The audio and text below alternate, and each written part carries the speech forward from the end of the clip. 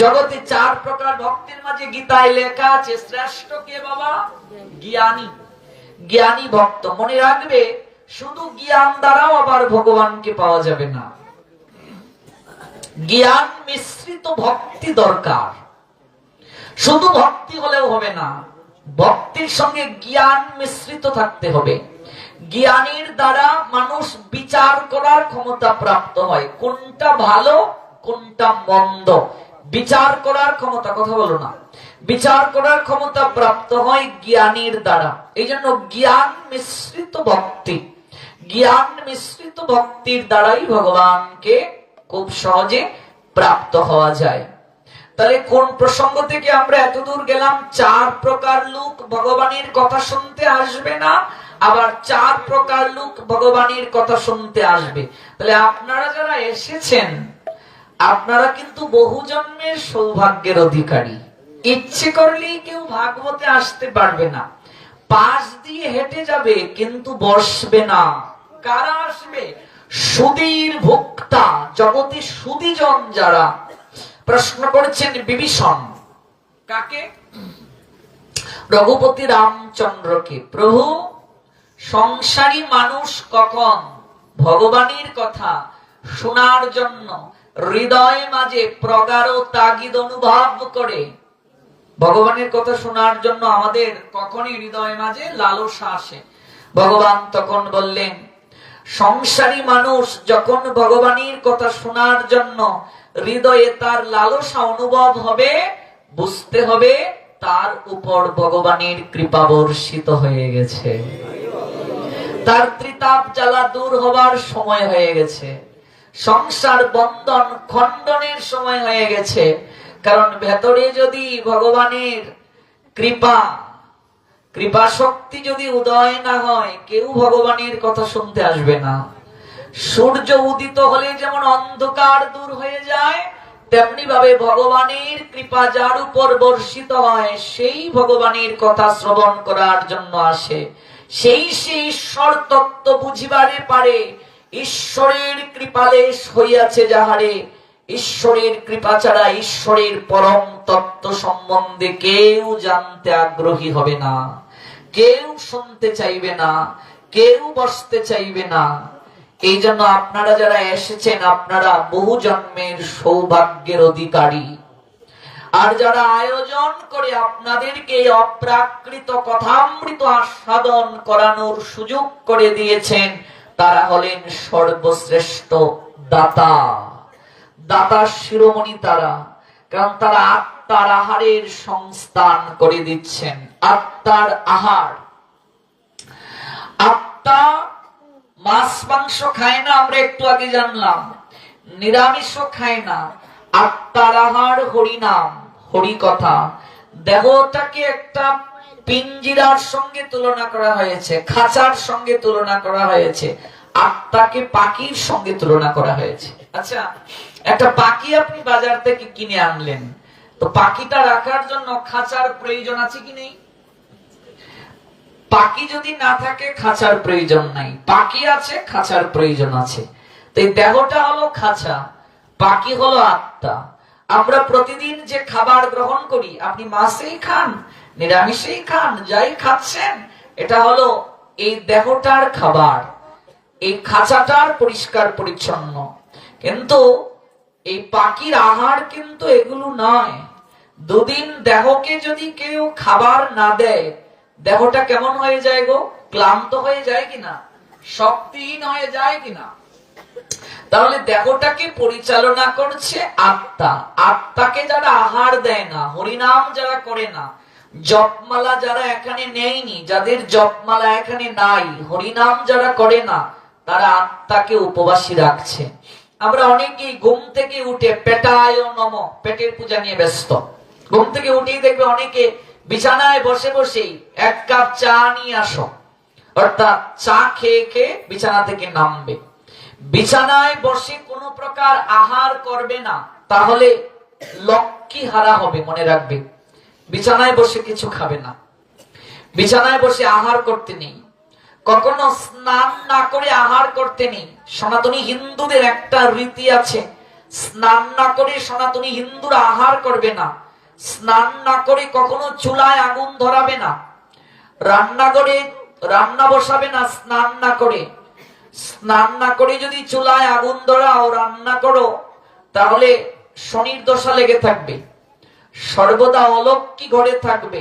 এক সময় বৌমা যারা তারা স্নান করে রান্নাঘরে ঢুকে তারা রান্না বসাতেন, কিন্তু বর্তমানে এই নিয়মগুলো দিন থেকে দিন হ্রাস পাচ্ছে। স্নান না করে আহার করবে না, বিনা স্নানে আহার গ্রহণ মানে মল ভোজন করা, পদ্মপুরাণ বলছেন। স্নান না করে যেমন আমরা আহার করব না, বিছানায় বসে বসে কিছু খাবো না। বিছানায় বসে বসে যদি কেউ আহার গ্রহণ করে তাহলে সর্বদা দরিদ্রতা লেগে থাকবে। গামছা পরে কখনো আহার করবে না, তাহলে দরিদ্রতা লেগে থাকবে আর শনির দশা লাগবে। স্নান করে, সনাতনী হিন্দু রীতি আছে, স্নান করে সূর্য প্রণাম না দিয়ে, তুলসীর মূলে জল না দিয়ে সে কখনো আহার করবে না। বুঝলে বাবা? স্নান করে তুলসীর মূলে জল দিয়ে, সূর্যকে প্রণাম দিয়ে, দীক্ষিত যারা গুরু মন্ত্র ধ্যান করে, তারপরে গুরু চরণে একটা পুষ্প দিয়ে, যারা দীক্ষিত হয়নি জগৎগুরু কৃষ্ণ চরণে একটা পুষ্প দেবে, গোবিন্দ চরণে দুটা তুলসী দেবে, তারপর সে আহার গ্রহণ করবে। তার আগে সে যদি আহার গ্রহণ করে প্রত্যেক গ্রাসে গ্রাসে পাপকে গ্রহণ করবে। যে আমি দীক্ষা নিলাম, 15 বছর হয়ে গেল, 20 বছর হয়ে গেল, কিন্তু দীক্ষা মন্ত্রই মনে নাই। অনেক আছে কি নেই এমন? দীক্ষা মন্ত্র যাজন করে না, যাজন বুঝেন তো, অনুধান করে না, মন্ত্রকে আমল করে না, মন্ত্র ধ্যান করে না, জপ করে না।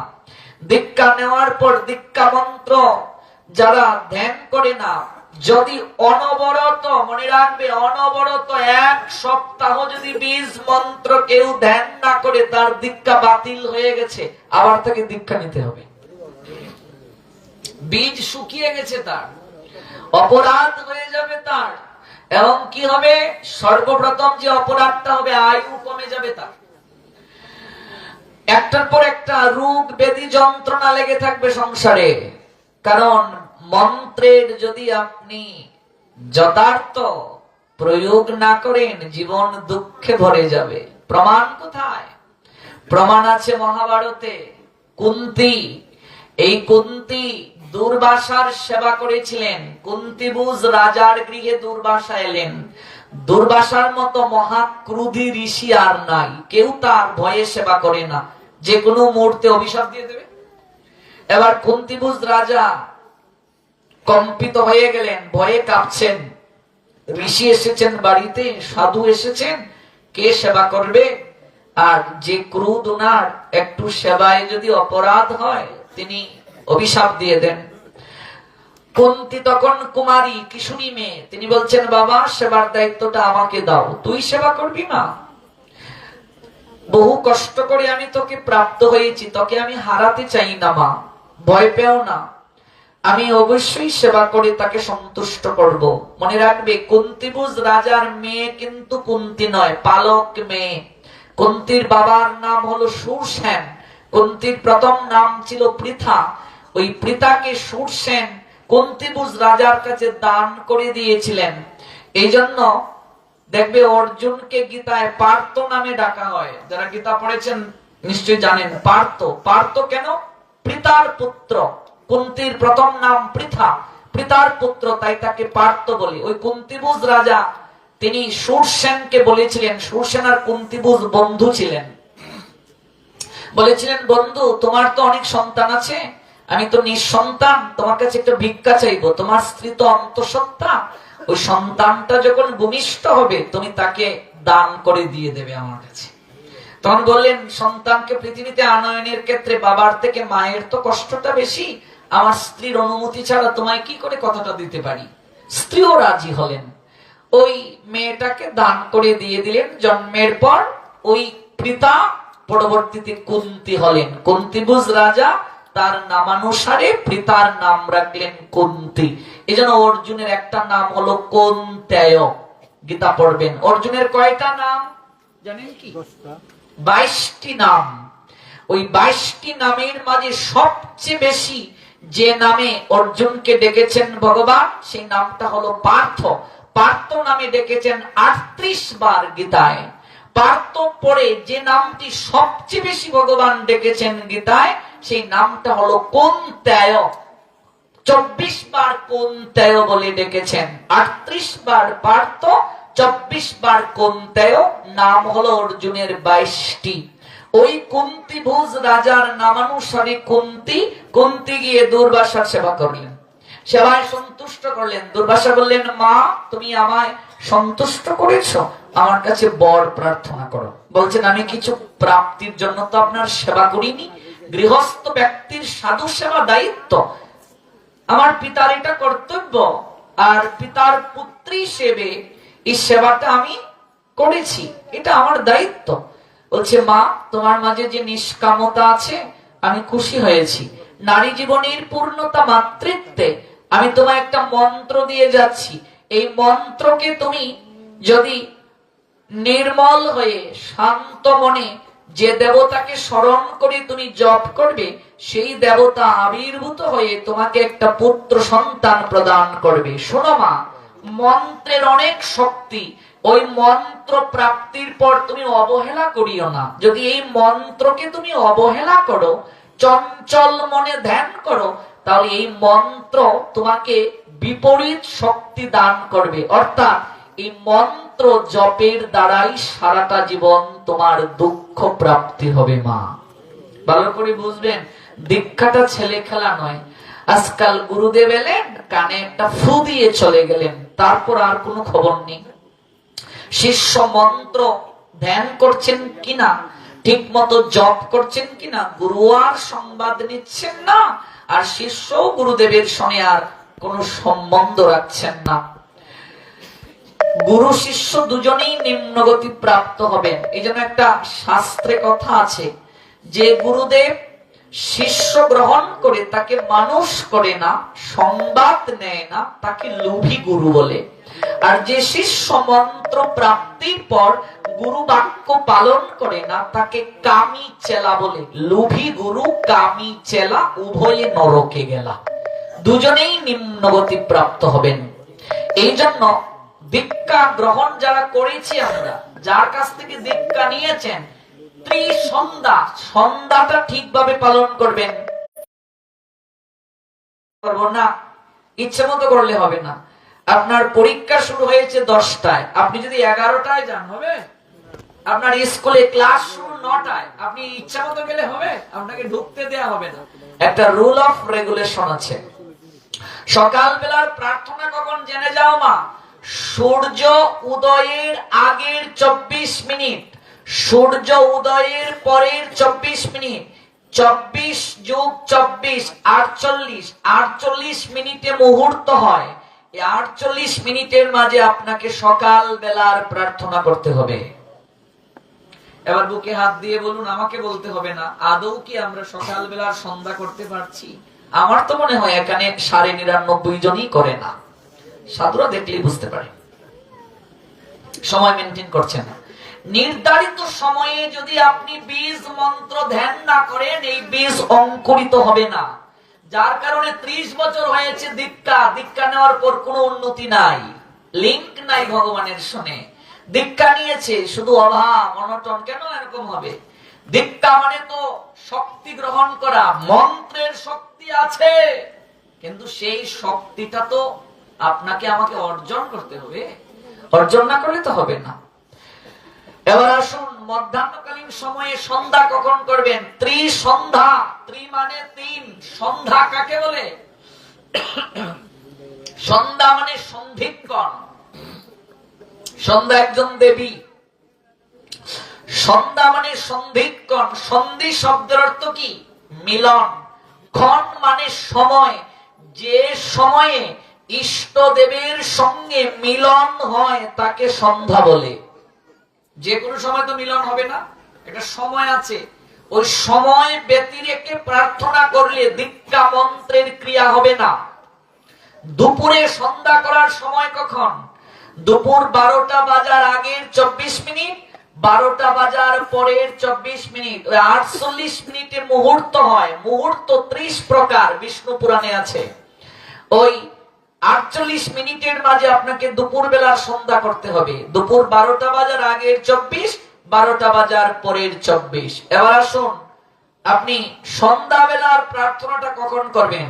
সূর্য অস্ত যাওয়ার আগের 24 মিনিট, সূর্য অস্ত যাওয়ার পরের 24 মিনিট, এই 48 মিনিটের মাঝে আপনাকে সন্ধ্যা বেলার প্রার্থনা করতে হবে। এই হলো হিন্দুদের ত্রিসন্ধ্যা। যেমন ধার্মিক মুসলমানেরা 5 ওয়াক্ত নামাজ পড়ে 5 বেলা প্রেয়ার, 5 বেলা প্রার্থনা, আমাদেরও নির্ধারিত সময়ে 3 বেলা প্রেয়ার। এই 3 বেলা আপনাকে প্রার্থনা করতেই হবে, নতুবা আপনি সনাতনী হিন্দু বলে গণ্য হবেন না। যারা ত্রিসন্ধ্যা করে না তাদের হাতে জল গ্রহণ করলেও পাপ গৃহীত হয়। ত্রিসন্ধ্যা যারা করে না সংসারে ধীরে ধীরে তারা লক্ষ্মী হারা হয়ে যাবে। ত্রিসন্ধ্যা আমরা মনে করি ওই সন্ধ্যাবেলা একটু কাশি বাজালাম আর ওই তুলসীর মূলে একটু বাতি দিলাম তাতেই সন্ধ্যা হয়ে গেল। না, সন্ধ্যা মানে সন্ধিক্ষণ। এই মন্ত্র যে আপনি গুরুদেবের কাছ থেকে প্রাপ্ত হলে এই সময়টাতে 3 বেলা আপনাকে করতে হবে। এই মন্ত্র যদি কেউ যথাযথ ব্যবহার না করে মন্ত্রে উল্টো ক্রিয়া হয়ে যাবে। মন্ত্র শব্দের অর্থ কি? মন মানে হৃদয়, ত্র মানে তারণ করা, মনের অনাবিলতা যাহা ধ্যানের মাধ্যমে তাড়িত হয় তাকে মন্ত্র বলে। 20 মন্ত্র মুখে উচ্চারিত হয় না, মনে মনে ধ্যান করতে হয়। 2 ভ্রুযুগলের মাঝখানে ইষ্টদেবকে স্মরণ করে। মহামন্ত্র উচ্চস্বরে হয়, যেটা হরে কৃষ্ণ মহামন্ত্র, সবার জন্য প্রযোজ্য। আর দীক্ষা 20 মন্ত্র গুরুদেব দেবেন। এবার আসুন, এই মন্ত্র দিয়ে গেলেন দুর্বাসা, বললেন চঞ্চল হয়ে ধ্যান করবি না, তাহলে মন্ত্রে উল্টো ক্রিয়া হবে, জীবনটা দুঃখে ভরে যাবে। কুন্তী মনে মনে ভাবলেন মন্ত্রেরও আবার এত শক্তি হতে পারে, একটু পরীক্ষা করে দেখি সত্যি হয় কিনা। তাই সূর্যদেবের দিকে তিনি তাকিয়ে আকর্ষণ অনুভব করলেন। ওই মন্ত্র তিনি ধ্যান করে সূর্য নারায়ণকে তিনি আদেশ করলেন আবির্ভূত হওয়ার জন্য। সূর্যদেব আবির্ভূত হলেন। হে বালিকা, দুর্বাসার মন্ত্র তুমি ধ্যান করেছ, দুটো হস্ত প্রসারিত করো, আমার সর্বগুণ সম্পন্ন একটা পুত্র সন্তান আমি তোমায় প্রদান করে দিয়ে যাব। কুন্তী তখন অবাক হয়ে গেলেন, বললেন না না না না সূর্যদেব, তা তো হতে পারে না, আমি তো কুমারী, আমার তো বিয়ে হয়নি, আমি যদি এখন সন্তান প্রাপ্ত হই সমাজে মুখ দেখাবো কি করে, আমি পরিচয়টা কি দেব, আমার পিতার প্রতিষ্ঠা কি হবে? ভুলে গেছো দেবী, দুর্বাসা তোমায় কি বলে গিয়েছিলেন? মন্ত্র কখনো চঞ্চল মনে ধ্যান করতে নাই, মন্ত্রকে কখনো অবহেলা করিও না। যথার্থ সময় ব্যতীত মন্ত্র ধ্যান করলে মন্ত্রের ক্রিয়া উল্টো হয়ে যাবে। যার কারণে এখন তুমি মন্ত্র ধ্যান করে আমায় আমন্ত্রণ করেছো, আমি তোমায় সন্তান না দিয়ে তো যেতে পারি না। দুর্বাসা ঋষির কখনো বর নস্যাৎ হতে পারে না। কি হয়েছিল কুন্তীর জীবনটা সবাই তো জানেন আপনারা। কি হয়েছিল বাবা? সারাটা জীবন দুঃখে ভরে গেল। ছেলেটাকে নদীর জলে ভাসিয়ে দিলেন। পরবর্তীতে মহামহিম বিশ্বের যিনি সারথী অধীরথ এই ছেলেটাকে পেলেন। ওই অধীরথ আর রাধামা তাকে লালন পালন করলেন। রাধেও নামে জগতে তিনি ভূষিত হলেন। চিন্তা করুন তো, আপনি একটা নারী, আপনার চোখের সামনে আপনার সন্তান পরিচয় দিতে পারছেন না, আপনার এক সন্তান আরেক সন্তানকে খুন করবে প্রতিজ্ঞা করেছে, আপনি কিচ্ছু বলতে পারছেন না। আপনার এক সন্তান আপনারই সন্তানটাকে হত্যা করলো, আপনার চোখের সামনে আপনি দাঁড়িয়ে দাঁড়িয়ে দেখলেন। এর থেকে আর বড় শাস্তি হতে পারে? এর থেকে আর বড় কষ্ট হতে পারে? কেন এমন হলো? মন্ত্রের অবহেলা করার কারণে। আজকাল গুরুদেব এলেন, মা বাবা বলেন একটু কান শুদ্ধ দিয়ে যাও, একটু কানে ফু দিয়ে যান। কানে একটা ফু দিয়ে গেলে, যা রবিবারে তোর দীক্ষা, একটা জায় লিখে নিয়ে আনলাম, তারপর দীক্ষার আগেও বিড়ি খেতাম, দীক্ষার পরেও বিড়ি খাচ্ছি। ধিক্কার, আগেও মুরগির ঠ্যাং খেতাম, ধিক্কার পরেও মুরগির ঠ্যাং খাচ্ছি। কোনো আচার নাই, কোনো বিচার নাই, কোনো সদাচার নাই, কোনো আন্নিক নাই, সন্ধ্যা নাই, একাদশী নাই, জপ নাই, ধ্যান নাই। এত সহজ। আজকাল গুরুদেবরাও দীক্ষা, গণহারে দীক্ষা, যে আমার যদি 365 শিষ্য হয়, একদিন করে যদি আমি বেড়াতে পারি, তাহলে বছরে একদিন গেলে ঠ্যাং দেওয়া জল ফ্রি খাওয়ানো যাবে, আর একটু দক্ষিণাও হবে। এই নিয়ে কিচ্ছু হবে না। সমাজের যেমন কল্যাণ হবে না, নিজেরও কোনো কল্যাণ হবে না। এই জন্য মন্ত্রকে কখনো অবহেলা করা যাবে না। মন্ত্রকে যথা সময়ে ধ্যান করতে হবে। ওই দীক্ষিত ব্যক্তি যারা, ওরা মন্ত্র ধ্যান করে তারপর তারা আহার গ্রহণ করবে। এইগুলো সনাতনী হিন্দুর রীতি, এর বাইরে যাওয়া যাবে না, প্রশ্নে ওঠে না। তারপর আপনি যদি পড়তে পারেন, আপনার চোখে আলো থাকে, আপনি একটু গীতাটা পড়বেন। সংস্কৃত পারেন না, দরকার নেই, বাংলা অনুবাদটাই পড়ুন। আপনি পারেন না, অন্তত গীতাটাকে একটু বুকে ধারণ করুন। পড়তে যদি না পারেন, অন্তত 108 বার হরে কৃষ্ণ মহামন্ত্র জপ করে তারপর সকালে আপনার আহার করতে হবে। এটা আপনার ডিউটি। এটা বাদ দিয়ে কখনো আপনি অন্য কার্য করতে পারবেন না। আপনি ব্যবসায়ী, তাতে কি? ঘুম থেকে উঠে গুরুচরণে একটু পুষ্প, গোবিন্দ চরণে 2টা তুলসী, গুরু মন্ত্রটা দেন, তুলসীকে স্নান প্রণাম পরিক্রমা, তারপর আপনি একটু গীতা পড়ে আপনি আহার করে ব্যবসা প্রতিষ্ঠানে চলে গেলেন, কোনো বাধা নাই। চাকরি স্থলে চলে গেলেন, কিন্তু ডিউটি যদি পালন না করেন, আপনাকে বিচারের কাঠ গড়ায় দাঁড়িয়ে আপনাকে জবাব দিতে হবে। কারণ এটা হলো আত্মার আহার। প্রতিদিন দেহকে খাবার দিচ্ছে, আত্মাকে খাবার না দিলে হবে কি করে মা? ভাবুন, পাখিটির জন্যই খাঁচা, খাঁচার জন্য পাখি নয়। পাখি আছে বলেই খাঁচার প্রয়োজন, পাখি না থাকলে খাঁচার প্রয়োজন নাই। 30 বছরের দাম্পত্য জীবন, অমাবস্যার গুটগুটে অন্ধকার রাতে স্বামী মারা গেল, স্ত্রী কান্নাকাটি করছে, ওগো তুমি আমায় ছেড়ে কোথায় গেলে, তোমায় ছাড়া কি করে থাকবো? পাড়া প্রতিবেশী এসে বলছে, আর কত কাঁদবে, লাশ তো সৎকারের ব্যবস্থা করতে হবে, একটু লাশের পাশে তুমি থাকো, আমরা কাঠের ব্যবস্থা করে নিয়ে আসি, লাকড়ির ব্যবস্থা করে নিয়ে আসি। এবার অন্ধকার রাত, ঘুটঘুটে, যখনকার কথা বলছি তখন এই বিদ্যুতের ব্যবস্থা ছিল না। স্ত্রী তখন ঘর থেকে দৌড়ে বের হয়ে বলছে, আমি একা থাকতে পারবো না। ভালো করে বুঝবেন কথা। 30 বছর অন্ধকার রাতে একা একা ঘুমিয়েছে এই পালঙ্কে, কোনো ভয় ছিল না। আজকে এমন কি ভেতর থেকে স্বামীর চলে যাওয়ার কারণে 30টা মিনিট অন্ধকার রাতে একা একা থাকতে পারছে না। এই সম্পর্কটাকে নিয়ে আমরা এত বড়াই করি না।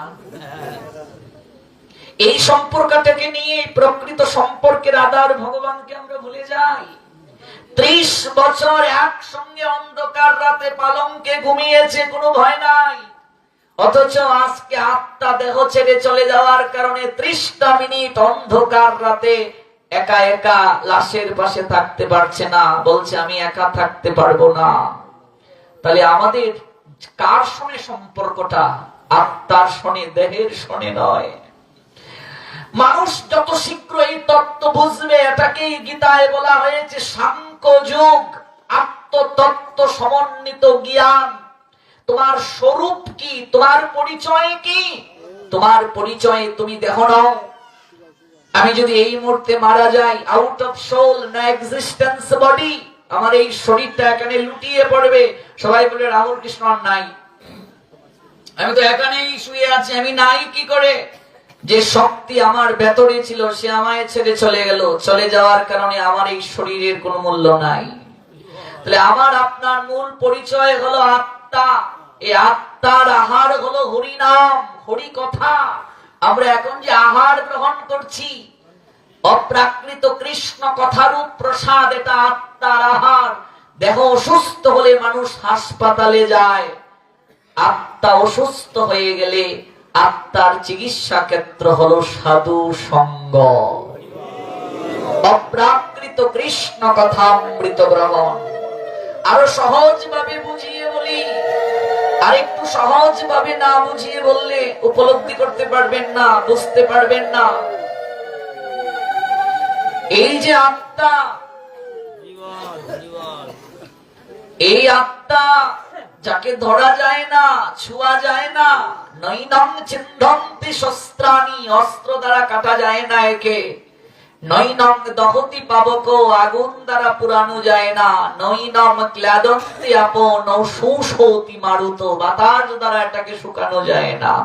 অচ্ছেদ্যয়ম দাজ্যয়ম ক্লেদ্য শুষ্যবচ, নিত্য সর্বগত স্থানু অচলয়ম সনাতন। এই দেহটাকে কাপড়ের সঙ্গে তুলনা করেছেন গোবিন্দ। দ্বিতীয় অধ্যায় সাংখ্য যুগের 22 নং শ্লোক পড়বেন।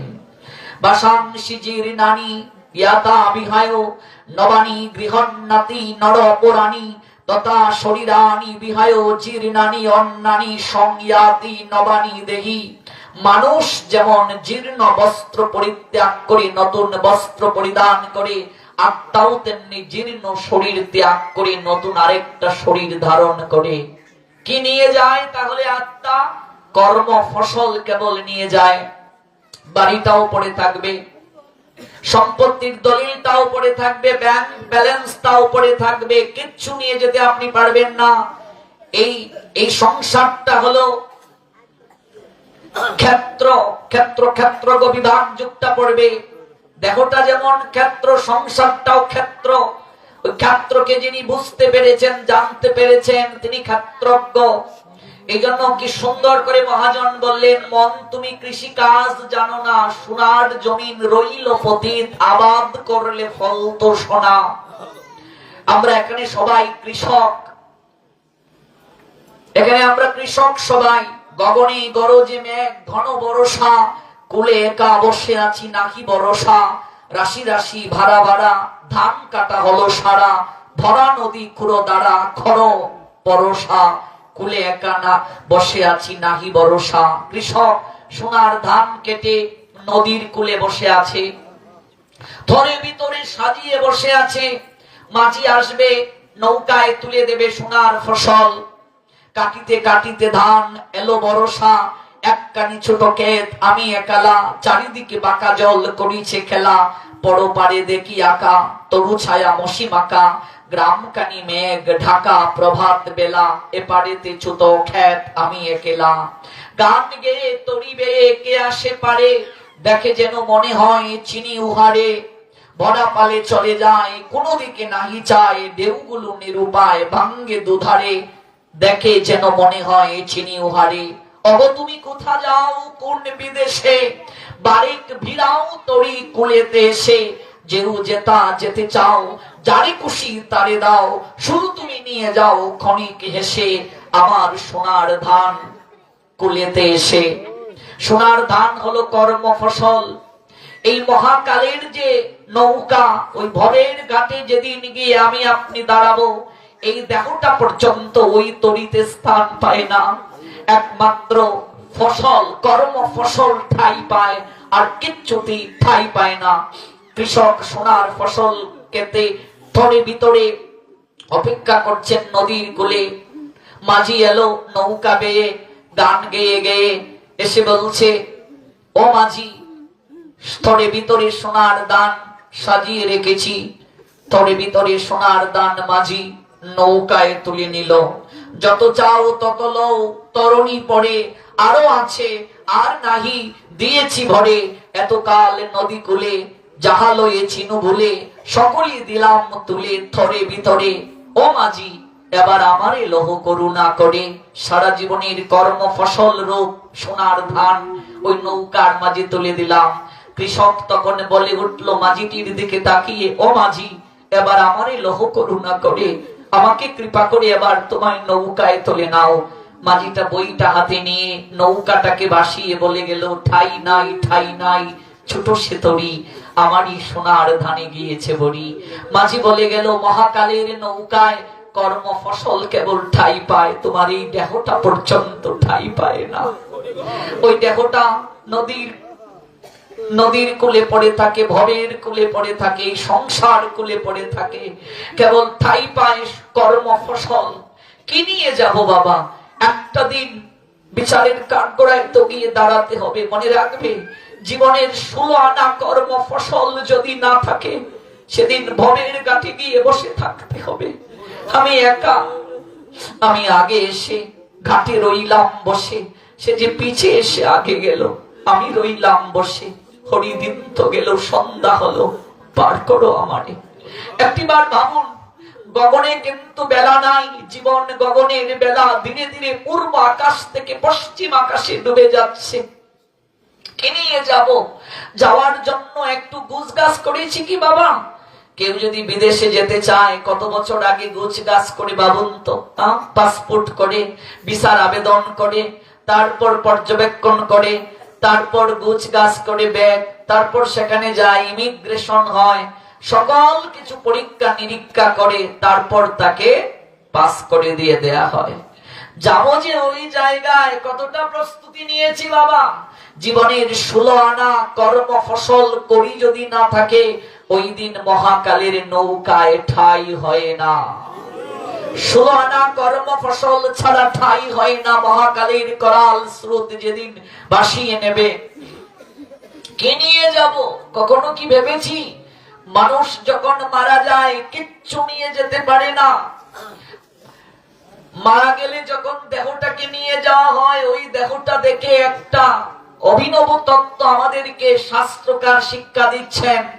কেউ যখন মারা যায়, ওই মস্তকের দ্বারে তুলসী বৃক্ষ রাখা হয়, তুলসী ভাণ্ডটা মাথায় করে একজনে নিয়ে যায়, চরণটা থাকে বাড়ির দিকে, মস্তকটা সামনে, তুলসী ভাণ্ড নিয়ে যাচ্ছে, আর ধানের খই এরকম উড়িয়ে দেয়া হয়, আর বলা হয় বলো হরি হরি বল, বলো হরি হরি বল, বলো হরি হরি বল।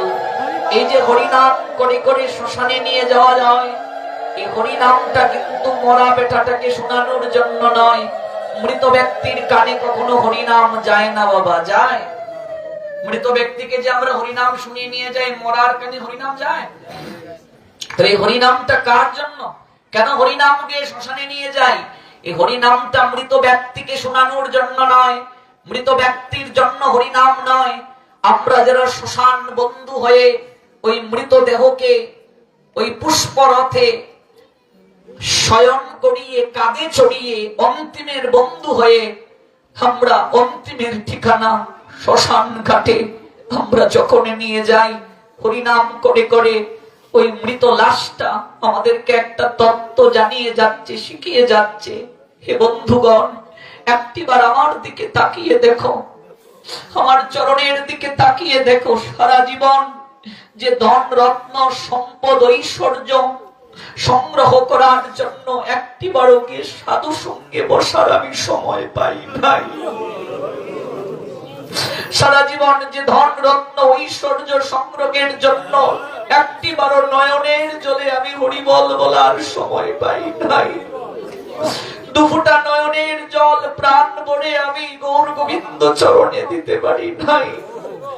আজকে তাকিয়ে দেখো, আমি সব চরণের দিকে রেখে যাচ্ছি, কিচ্ছু আমার সঙ্গে যাচ্ছে না। হে বন্ধুগণ, যা আমার সঙ্গে যাচ্ছে, সময় থাকতে আমার তো জীবনে হরিবল বলা হলো না। তাই তোমরা সময় থাকতে আমায় দেখে শিখো, আর শিক্ষা নিয়ে একবার বদন পরে বলো হরি বল। আমার তো জীবনে হরিবল বলার সময় হলো না।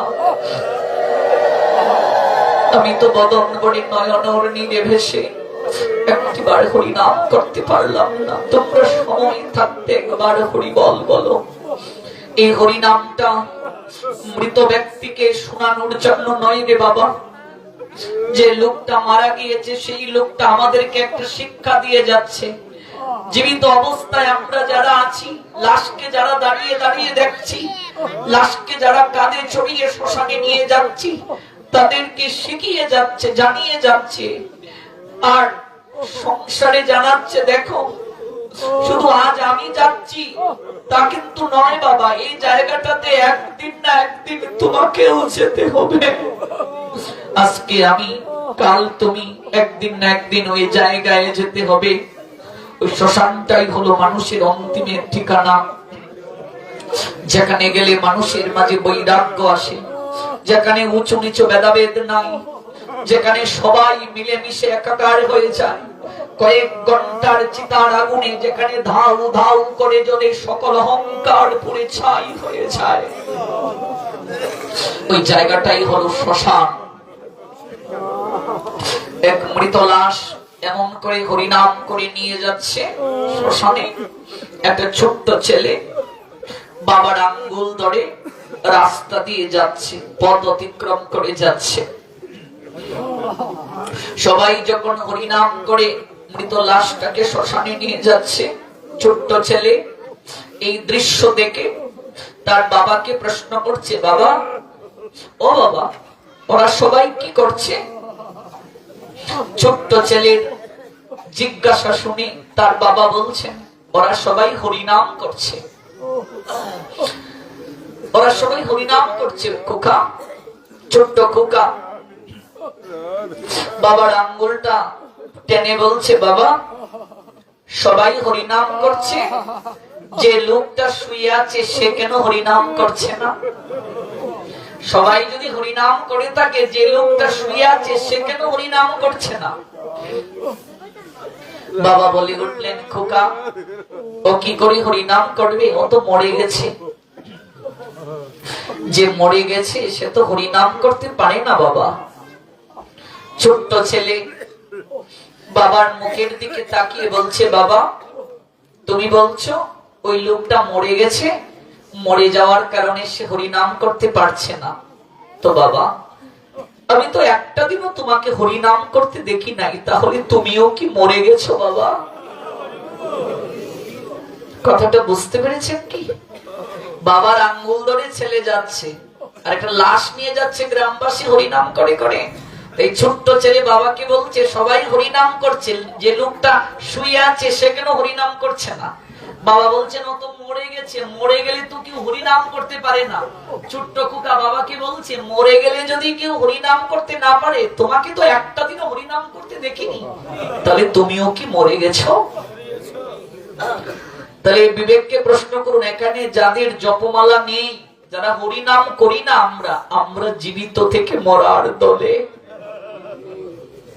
মরার পরে শ্রাদ্ধে নাম যজ্ঞ করবে, তাতে আমার কি কল্যাণ হবে?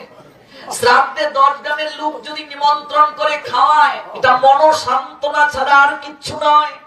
যে সন্তান বাবা মার সেবা করলো না জীবন দশায়, মরার পরে শ্রাদ্ধে 10 গ্রামের লোক নিমন্ত্রণ করে খাওয়ালেই কি বাবার আত্মা শান্তি পাবে?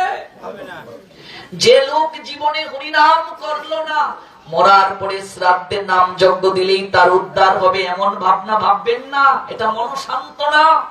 এই জন্য নিজের উদ্ধারের চিন্তা নিজেকেই করতে হয়। জীবিত অবস্থায় হরিনাম করুন, নয়ন জলে ভগবানের চরণে একটু অঞ্জলি দিয়ে যান।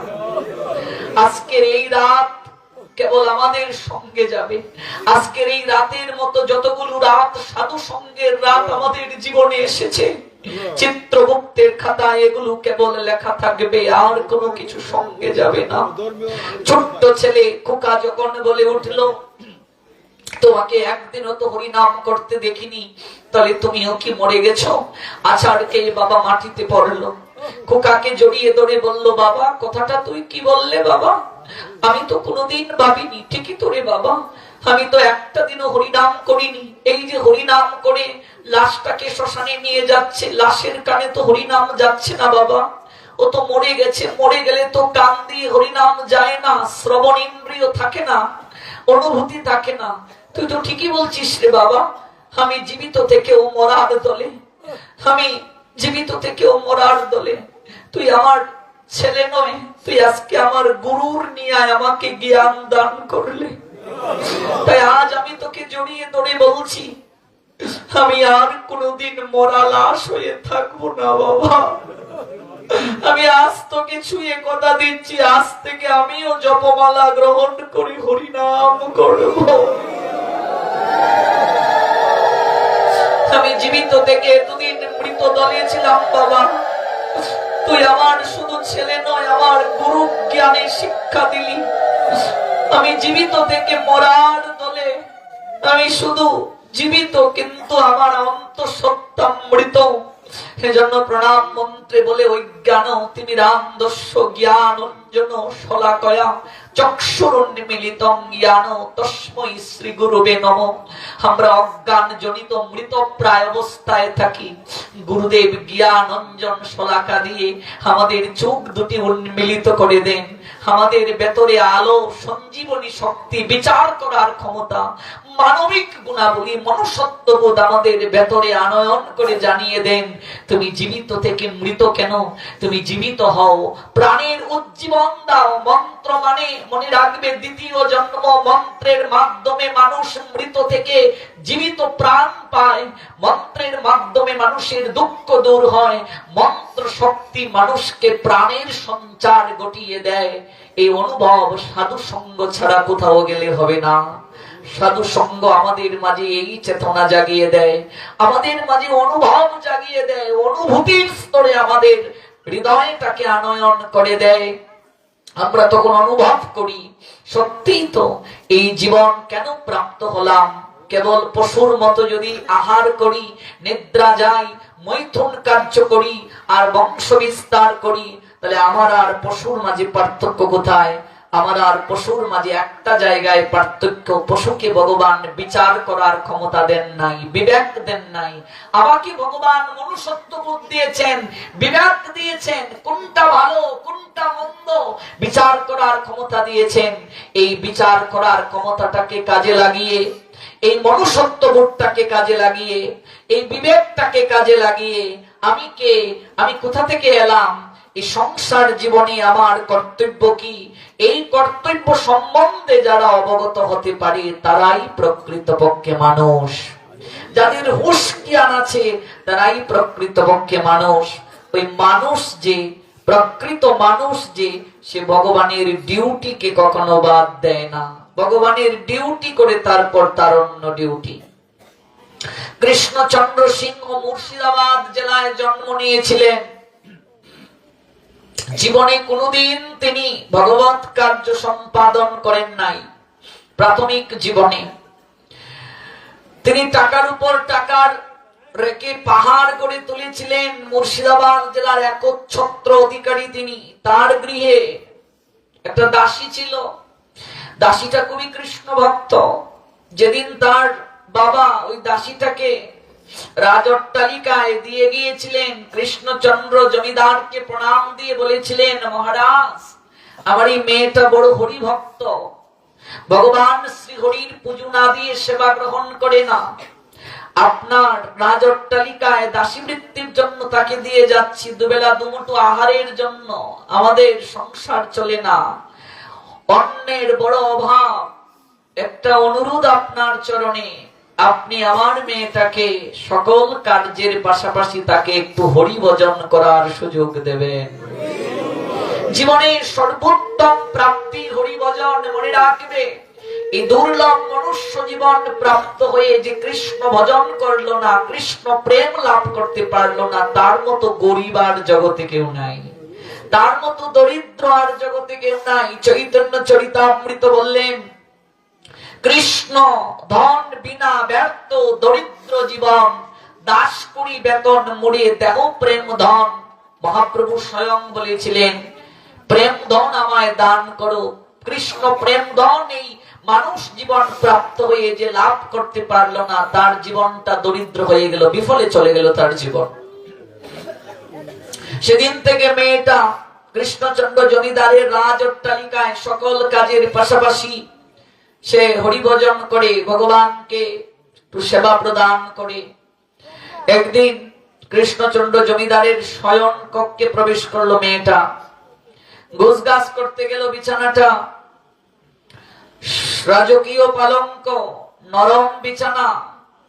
যখন একটু স্পর্শ করলো, তার মাঝে একটা অনুভূতি হলো, আহা কত নরম বিছানা, এখানে আমার বাবু দিনের পর দিন শয়ন করে, না জানি কত আরাম অনুভব হয়। যদি একটু সময়ের জন্য আমি শয়ন করতে পারতাম, না জানি কতটা সুখ হয়। ভুলে গেল সে চাকরানী, চাকরানীর দায়িত্ব মালিকের হুকুম পালন করা। মালিকের কাজকে ফাঁকি দেওয়া নয়, কাজ ফাঁকি দিয়ে মালিকের বিছানায় ঘুমানো নয়। চাকরানির দায়িত্ব মালিকের বিছানায় আরামায়েশ করা নয়। ভুলে গেল সে ভগবানকে সেবাওয়াজ দেয় নাই। যখন সে ওই রাজকীয় পালঙ্কের নরম বিছানায় আলতু করে তার এই অবসাদ দেহটাকে এলিয়ে দিল, মায়া দেবী এসে তাকে ঘুম পাড়িয়ে কখন যে দিয়ে গেল সে নিজেও জানে না। চৈতন্য চরিতামৃত বললেন, কৃষ্ণ ভুলি সেই জীব অনাদি বহির্মুখ, অতএব মায়া তারে দেয় সংসার দুঃখ। সংসারে কখন আমরা দুঃখ পাই মা? যেদিন আমরা কৃষ্ণকে ভুলে যাই। কৃষ্ণ ভুলে যাওয়ার কারণে সংসারে দুঃখ। ভগবানের বহিরঙ্গা শক্তি মায়া দেবী, মায়া দেবীকে দুর্গা দেবী। এই মায়া দুর্গা দেবী আমাদের তিনটা দুঃখ দান করেন। গীতায় আছে, একটা হলো আধ্যাত্মিক, একটা আদি ভৌতিক, একটা আদি দৈবিক। এই ত্রিতাপ দুঃখ তিনি দান করেন। তার হাতে দেখবে ত্রিশূল। ত্রিশূল, ত্রি মানে তিন, শূল মানে যন্ত্রণা। তিনটা যন্ত্রণা তিনি দান করেন। আধ্যাত্মিক দুঃখ কি? যে দুঃখগুলো মানুষ জন্মের সঙ্গে নিয়ে আসে। অন্ধ হয়ে কেউ জন্ম নিল, পঙ্গু হয়ে কেউ জন্ম নিল, এমন একটা ভৌগোলিক পরিবেশে জন্ম নিল যেখানে প্রকৃতির সঙ্গে তাকে যুদ্ধ করে বেঁচে থাকতে হয়। এগুলো হলো আধ্যাত্মিক দুঃখ। আদি ভৌতিক দুঃখ, ভূত মানে জীব। অন্য জীব থেকে মানুষ যে দুঃখ পায়, রাস্তা দিয়ে আপনি যাচ্ছেন, আপনার উপরে গাড়ি এসে উঠে গেল, আপনার পাটা ভেঙে গেল, আদি ভৌতিক দুঃখ। স্বামী স্ত্রীর মাঝে বিচ্ছেদ হয়ে গেল, আপনাকে সন্তান বৃদ্ধাশ্রমে পাঠিয়ে দিল, আপনি কাউকে ভালোবাসতেন, সে আপনার ছেড়ে চলে গেল, আপনি কষ্ট পাচ্ছেন, আদি ভৌতিক দুঃখ। আদি দৈবিক দুঃখ, দৈব থেকে মানুষ যে দুঃখ পায়, বজ্রপাত আপনার উপরে পড়ে গেল, বন্যায় ফসল তলিয়ে গেল, খরায় সব নষ্ট হয়ে গেল, জলোচ্ছ্বাস কিংবা ভূমিকম্প হয়ে গেল, এগুলো আদি দৈবিক দুঃখ। দৈব থেকে মানুষ যে দুঃখ পায়, যে করোনা মহামারী হয়েছিল, এটা আদি দৈবিক দুঃখ। এই দুঃখগুলো দান করেন মা দুর্গা, ভগবানের বহিরঙ্গা শক্তি। কাদেরকে বেশি দেন? যারা কৃষ্ণ বিমুখ, যারা ঈশ্বর বিমুখ, ধর্ম বিমুখ যারা, তাদেরকে বেশি দুঃখ দেন এই আদি ভৌতিক, আধ্যাত্মিক, আদি দৈবিক, এই তিনটা দুঃখ। কৃষ্ণকে ভুলে যায় মানুষ যত বেশি, তখনই এই দুঃখগুলো মানুষ তত বেশি প্রাপ্ত হয়ে থাকে। মায়া তাকে দুঃখ দেয়। কৃষ্ণচন্দ্র জমিদারের রাজভবনের শয়নের কক্ষের নরম বিছানায় রাজকীয় পালঙ্কে চাকরানিটা ঘুমিয়েছে। কৃষ্ণচন্দ্র জমিদার ভেতরে প্রবেশ করলেন। তোর সাহস তো কম নয় রে, তুই আমার গৃহের দাসী, চাকরানি, তুই আমার বিছানায় ঘুমিয়ে আছিস, কাজকে ফাঁকি দিয়ে, ডিউটি ফাঁকি দিয়ে। চুলের মুঠি ধরে টানতে টানতে মেয়েটাকে রাস সবাই তিনি নিয়ে এলেন। এই কে আছিস? একটা ব্যাত নিয়ে আয়। অবাধ্য মেয়েটাকে 30টা বেত্রাঘাত কর। একটা বেত্রাঘাত করা হলো, মেয়েটা হাসছে। আরেকটা বেত্রাঘাত করা হলো, মেয়েটা কাঁদছে। পুনরায় বেত্রাঘাত করা হলো, মেয়েটা হাসছে। তারপর আরেকটা বেত্রাঘাত করা হলো, মেয়েটা কাঁদছে। 15 বার হাসলো, 15 বার কাঁদলো। কৃষ্ণচন্দ্র জমিদার বললেন, ওরে জগতে যারা দুঃখ পায় তারা তো সবাই কাঁদে, তুই একবার হাসছিস কেন, আরেকবার কাঁদছিস কেন? মেয়েটা তখন বলে উঠলো, বাবু হাসছি আমার জন্য, কাঁদছি আপনার জন্য। জমিদার বলে উঠলেন, তোর জন্য হাসছিস, একটু বুঝিয়ে বল। মনে পড়ে বাবু, আমার বাবা যেদিন আপনাকে রাজ অট্টালিকায় আমাকে দিয়ে প্রণাম দিয়ে বলেছিলেন আমার মেয়েটা হরিভক্ত, ভগবান শ্রী হরি সেবা না দিয়ে সে কখনো আহার গ্রহণ করে না। মনে পড়ে? সেদিন থেকে আপনার গৃহে আমি কাজের পাশাপাশি ভগবানের সেবা করছি। কিন্তু আজ আপনার ওই শয়ন কক্ষে বিছানা গোছগাছ করতে এসে আমার অনুভূতি হলো, নরম বিছানা, রাজকীয় পালঙ্ক, এখানে আমার বাবু শয়ন করে না জানি কত আরাম হয়। ভেতরে বাসনা করলাম, কামনা এলো আমার, আলতু করে শরীরটাকে এলিয়ে দিলাম, মায়া দেবী ঘুম পাড়িয়ে দিলেন। ভুলে গেলাম আমি চাকরানি, চাকরানির দায়িত্ব, চাকরের দায়িত্ব মালিকের হুকুম পালন করা, মালিকের হুকুম লঙ্ঘন করে সোনার পালঙ্কে নরম বিছানায় ঘুমানো নয়। ভালো করে বুঝবেন, এই জগৎ সংসারে আমি আপনি, আমরা সবাই ভগবানের চাকর আর চাকরানি। এই জগৎ সংসারে যা কিছু পেয়েছি আমরা, কোনটাই আমার আপনার ছিল না। এগুলো অতীতে আরেকজনের ছিল, বর্তমানে আমি আপনি কেবল দেখাশোনা করার দায়িত্ব পেয়েছি। যেদিন প্রাণ পাখিটা দেহ পিঞ্জিরা থেকে উড়াল দেবে, ওই সংসারটা পড়ে থাকবে, জমি পড়ে থাকবে, ব্যবসা পড়ে থাকবে, সকল কিছু পড়ে থাকবে। কেবল এগুলো দেখাশোনা করতে গিয়ে যে সৎ কর্ম আর অসৎ কর্ম করেছি, ওই কর্ম ফসলটা কেবল ওই পাখিটা যখন উড়াল দিবে সঙ্গে নিয়ে যাবে। আর এই দেহরূপ খাঁচাটা পড়ে থাকবে ওই সংসার জমিনে। কবে বুঝবো বাবা এই তত্ত্ব, কবে বুঝবো? যত শীঘ্র বুঝবো তত মঙ্গল। অতীত শালায় বসে বসে ভাবছো রে মন সব তোমারই, তোমার ঘর তোমার বাড়ি, এই তো তোমার জমিদারি। যেদিন যমরাজ করবে সমনধারী, সেদিন দুহাই দেবে কোন রাজা। এই সংসারটা নাটকের মঞ্চের মতো মা। যাত্রা মঞ্চে দেখেছেন তো? যাত্রা মঞ্চে কোনো একটা মেয়ে আপনার স্ত্রীর চরিত্রে অভিনয় করলো, আপনাকে জড়িয়ে ধরলো, কাঁদলো, আপনার সঙ্গে নাচলো, ঘুমালো। ওই মঞ্চ থেকে নামার পর আপনি যদি ওই মেয়েটাকে বলেন তুমি তো আমার স্ত্রী, আমায় জড়িয়ে ধরেছো, সবাই দেখেছে, অডিয়েন্স দেখেছে, হাজার হাজার লোক দেখেছে, তুমি আমার সঙ্গে ঘুমিয়েছো, আমার সঙ্গে নেচেছো, আমায় জড়িয়ে ধরে কান্না করেছো, তুমি আমার ঘরে চলো, সমাজ মানবে? বলবে ওরে হতচ্ছাড়া মূর্খ, ও তোর স্ত্রী কি করে? এটা তো অভিনয় ছিল। ওই নাটকের মঞ্চে, যাত্রা মঞ্চে যতক্ষণ ছিল ততক্ষণ তোর স্ত্রী, এখন তুই মঞ্চ থেকে নেমে গিয়েছিস, ও তোর কেউ না। এই সংসারটা যাত্রার মঞ্চ। আপনি যাকে স্ত্রী বলে সংসারে আছেন, সে অভিনয় করছে আপনার সঙ্গে। গৌর প্রেমানন্দে। স্বামী রূপে যে আছে সে অভিনয় করছে, সন্তান রূপে যে আছে অভিনয় করছে। যেদিন প্রস্থান হয়ে যাবে, মঞ্চে দেখবে দুইটা পথ থাকে, যাত্রা দেখেছেন তো? একদিকে প্রবেশ, একদিকে প্রস্থান। প্রবেশ হলো জন্ম, প্রস্থান হলো মৃত্যু। ওই মৃত্যু রূপ প্রস্থান যেদিন হবে, যেদিন শ্বাস গড়ে আর বাতি জ্বলবে না, যেদিন ওই যাত্রা মঞ্চে মৃত্যু রূপ প্রস্থান আসবে, অভিনয় যেদিন সাঙ্গ হয়ে যাবে, পরিচালকের মুখ দিয়ে কথা যেদিন আর বের হবে না, ওই বই যখন শেষ হয়ে যাবে, অভিনয় সাঙ্গ হয়ে যাবে, সাজগড় থেকে, যাত্রা মঞ্চ থেকে একা একা নেমে আপনাকে চলতে হবে। ভাই বন্ধু আত্মীয়জন আপনাকে শ্মশান পর্যন্ত এগিয়ে দিতে পারবে, আর বাকিটা পথ আমাকে আপনাকে একা একা যেতে হবে।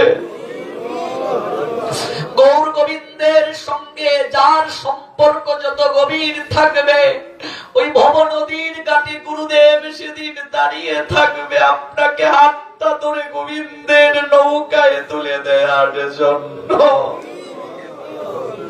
আর যার সম্পর্ক থাকবে না, সে গিয়ে বসে থাকবে আমি আগে এসে ঘাটে রইলাম বসে।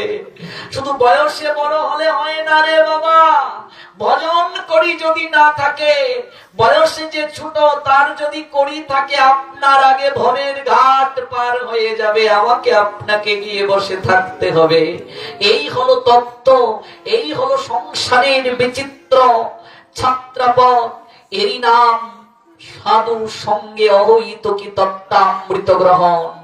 যত শীঘ্র মানুষ বুঝবে, মানুষের মঙ্গল হবে। ও বাবু, সেদিন থেকে আমি আপনার গৃহে হরি ভজন করি। আজকে আমি ঘুমিয়ে গেলাম কখন উপলব্ধি করতে পারিনি। আমি চাকরানি হয়ে মালিকের বিছানায় ঘুমিয়ে গেছি, এজন্য আমাকে তো শাস্তি পেতেই হবে। কিন্তু হাসছি এজন্য আমার গোবিন্দ কত করুণাময়।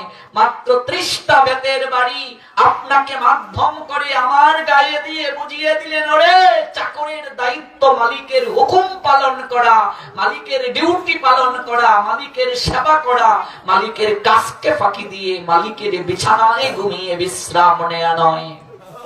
কিন্তু বাবু, এই জগতে আমি যেমন চাকরানি, আপনিও চাকর বাবু। এই জগৎ সংসারে আমি আপনি আমরা প্রত্যেকেই গোবিন্দের চাকর বাবু। আপনার মস্তকে যে রাজ মুকুট, সোনার মুকুটটা দুলছে, এই মুকুটটা আপনি সঙ্গে নিয়ে আসেননি। যে আপনি রাজ সিংহাসনটায় বসে রাজকার্য পরিচালনা করেন, ওই রাজ সিংহাসনটাও আপনি নিয়ে আসেননি। ও বাবু, আপনি নগ্ন এসেছিলেন, অর্থাৎ বস্ত্রহীন হয়ে এসেছিলেন, সংসার থেকে আপনি বস্ত্রহীন হয়ে আপনি যাবেন। আপনারও মালিক গোবিন্দ, আমারও মালিক গোবিন্দ। মাত্র কয়েক ঘন্টা যদি আপনার হুকুম পালন না করে, আপনার ডিউটি না করে, এই বিছানায় ঘুমানোর কারণে আপনি আমায় 30টা বেতের বাড়ি দিতে পারেন। আমি এতটা বছর ধরে আপনার রাজ অট্টালিকায় কাজ করি বাবু, আপনাকে তো এই মালিকের একটা হুকুম পালন করতে আমি দেখি নাই বাবু। এতটা বছর আমি আপনার এই রাজ অট্টালিকায় কাজ করি, একটা দিনও তো আপনাকে ঠাকুর গড়ে গিয়ে বসতে দেখিনি বাবু। একটা দিনও তো আপনাকে গুরু চরণে যেতে দেখি নাই বাবু। একটা দিনও তো আপনাকে একটু হরিনাম করতে দেখিনি, একাদশী ব্রত করতে দেখিনি। এতটা বছরের মাঝে একটা দিনও আমি আপনাকে কোন সাধুর কাছে গিয়ে বসতে দেখিনি বাবু। একটু সাধুর সঙ্গ করতে দেখিনি, একটু সাধুর চরণে আপনাকে প্রণাম দিতে দেখিনি। আপনি দিনের পর দিন, মাসের পর মাস, বছরের পর বছর ওই মালিক গোবিন্দের প্রত্যেকটা হুকুম আপনি লঙ্ঘন করে ওই বিছানায় ঘুমিয়ে আসছেন। আমি কাঁদছি আপনার জন্য। যদি কয়েক ঘন্টা আপনার হুকুম পালন না করার কারণে আপনি আমাকে 30টা বেত্রাঘাত দেন, না জানি সারাটা জীবন ওই মালিকের হুকুম লঙ্ঘন করার কারণে শেষের দিনে মালিক আপনার জন্য না জানি কয়টা বেতের বাড়ি জমা করে রেখেছে বাবু। না জানি আপনার জন্য কয়টা বেত্রাঘাত জমা করে রেখেছে। মুর্শিদাবাদ জেলার জমিদার আছাড় খেয়ে মাটিতে পড়লেন। ওরে তুই কথাটা কি বললি? আমার এই জায়গাটাতে বড় আঘাত লেগেছে রে। ঠিকই তো, মাত্র কয়েক ঘন্টা তুই আমার হুকুম পালন না করে এই বিছানায় ঘুমানোর কারণে যদি আমি তোকে 30টা বেতের বাড়ি দিতে পারি রে, আমি তো এই রাজ মুকুট নিয়ে আসিনি রে, আমি তো রাজ অট্টালিকা নিয়ে আসিনি রে, আমি তো রাজ সিংহাসন নিয়ে আসিনি রে। সকল কিছুই তো গোবিন্দ আমায় কৃপা করে দিয়েছেন রে। আমি তো একটা দিন ওই মালিকের প্রতি কৃতজ্ঞতা জ্ঞাপন করিনি রে। ওরে জগতে কত লোক আছে রে যে চোখে দেখে না, চলতে পারে না, পঙ্গু। আমাকে তো ভগবান দুটো চোখে আলো দিয়েছে রে, দুটো চরণে শক্তি দিয়েছে। আমি ওই দুটো পা দিয়ে হেঁটে আমি তো একটা দিনও সাধু সঙ্গে যাইনি রে। এই দুটো হাত দ্বারা আমি তো একদিনও হাতে তালি দিয়ে কীর্তন করিনি রে, একটু সাধুর সঙ্গে প্রেমালিঙ্গন করিনি। গৌর প্রেমানন্দে গুরু চরণে পুষ্প দেইনি রে, গোবিন্দ চরণে দুটো তুলসী দেইনি রে। সেই দুটো কর্ণ দ্বারা হরিকথা শ্রবণ করিনি রে, নাসিকা দ্বারা ভগবানের চরণে অর্পিত পুষ্প তুলসীর গ্রাণ নেইনি রে। আমি দিনের পর দিন, মাসের পর মাস, বছরের পর বছর ওই মালিকের হুকুম লঙ্ঘন করে ওই বিছানায় ঘুমিয়ে গিয়েছি রে। তুই ঠিকই বলেছিস রে, না জানি আমার জন্য ওই মালিক কয়টা বেতের বাড়ি জমা করে রেখেছে রে। গড়িয়ে গড়িয়ে মুর্শিদাবাদ জেলার জমিদার কাঁদতে লাগলেন। আমি কথা দিলাম তোকে, আমি যতদিন বেঁচে থাকবো আমি আর কোনোদিন ওই রাজকীয় পালঙ্কে শয়ন করব না। যদি কোনোদিন ওই মালিকের সাক্ষাৎ পাই, তুই জগতে আমার শিক্ষা গুরু হবি। বৈরাগ্য এসে গেল মা। কোন কথার দ্বারা মানুষের হৃদয় পরিবর্তন হয়ে যায় কেউ জানে না। এটাকে সাধু সঙ্গ বলে। সাধুর মুখের কথার এত শক্তি, কোন কথা যে আপনার হৃদয়ে লেগে যাবে, কোন কথাটা যে আপনার হৃদয়কে দ্রবীভূত করে দেবে। আপনি পরিবর্তন হয়ে যাবেন, আপনি নিজেও জানতে পারবেন না। এই জন্য মহাজন বলেন, চূড়া আয় রে আয় চূড়া তোর, সাধুর বাতাস লাগুক গায়। সাধু সঙ্গ ছাড়া জীবনে হয় না, সাধু সান্নিধ্য ছাড়া জীবনে কিচ্ছু হয় না। যারাই কৃষ্ণ প্রেম লাভ করেছে, সাধু হয়েছে, বৈষ্ণব হয়েছে, ভজন জেনেছে, একমাত্র সাধু সঙ্গের দ্বারাই সম্ভব হয়েছে। সাধু সঙ্গ ছাড়া জীবনে কিচ্ছু লাভ হয় না। এই জন্য সংসার যেমন করব, চাকুরি যেমন করব, ব্যবসা যেমন করব, সংসারের সকল কাজ যেমন করব, যেখানে গীতা পাঠ শুনবেন, ভাগবত পাঠ শুনবেন, সাধু সঙ্গের আয়োজন হয়েছে শুনবেন, দৌড়ে চলে যাবেন, একটু সাধুর কাছে গিয়ে বসবেন, একটু হরি কথা শুনবেন, একটু প্রেম অনুভূতি জানিয়ে যাবেন, আর দুফোঁটা নয়নের জল ভাগবতের চরণে, গুরু বৈষ্ণবের চরণে নিবেদন জানিয়ে যাবেন। সুস্থ শরীরে যেন তোমার নামটা নিয়ে গোবিন্দ যেতে পারি শেষের দিনে। কারণ এই দেহরথ যদি অচল হয়ে যায়, কে টানবে? প্রার্থনা জানিয়ে যাও, সাধুর মাধ্যমে প্রার্থনা, বৈষ্ণবের আবেদনে কৃষ্ণ দয়াময়, বৈষ্ণব আবেদনে কৃষ্ণ হন সদয়। সাধু সতত ভগবানের চিন্তা করেন, বৈষ্ণব সতত ভগবানের চিন্তা করেন, তার সঙ্গে ভগবানের সম্বন্ধটা গভীর। তিনি যদি আমার হয়ে আবেদনটা জানান, ভগবানের কাছে খুব সহজে পৌঁছে যাবে।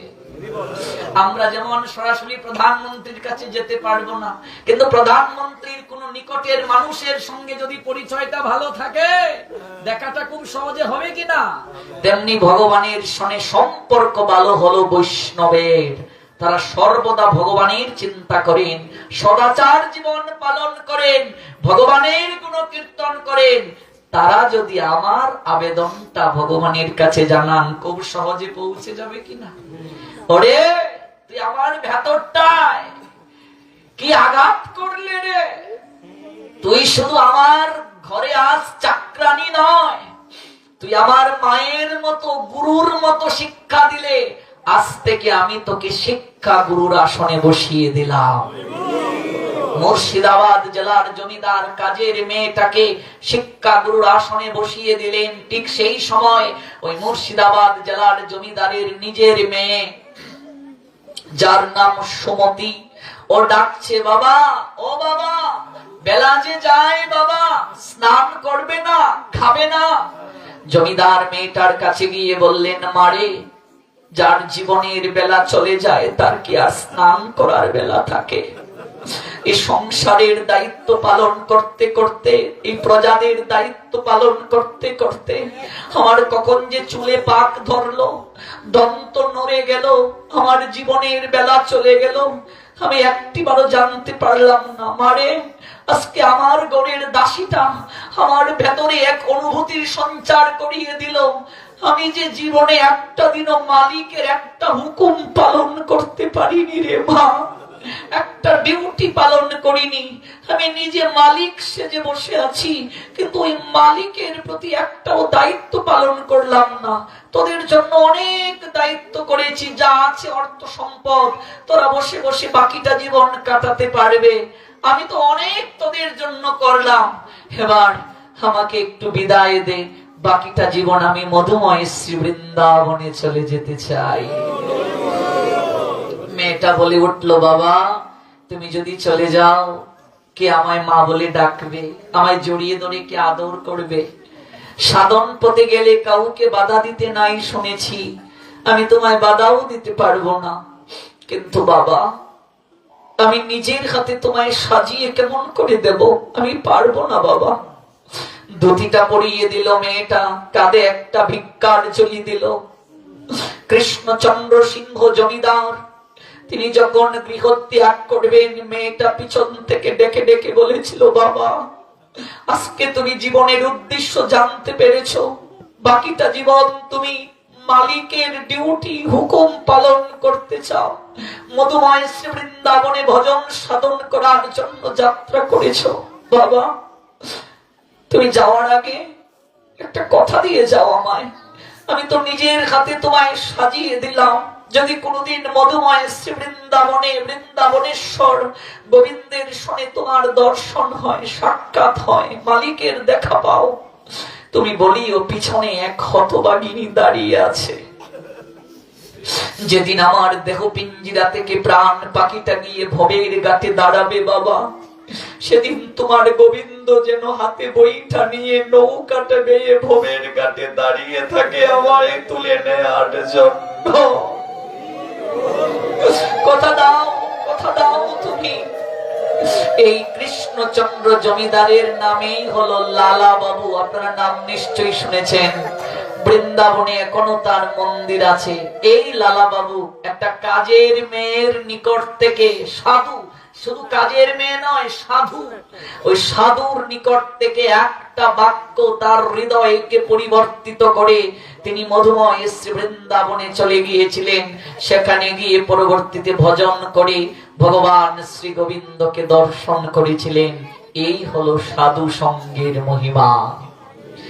আমরা এই সাধু সঙ্গ 7 দিন ব্যাপী করার সুযোগ পেয়েছি। আমার পূর্বে শ্রীমৎ কৃষ্ণদাস গোস্বামী মহাত্মা আপনাদেরকে 4 দিন অপ্রাকৃত ভাগবতী ও রস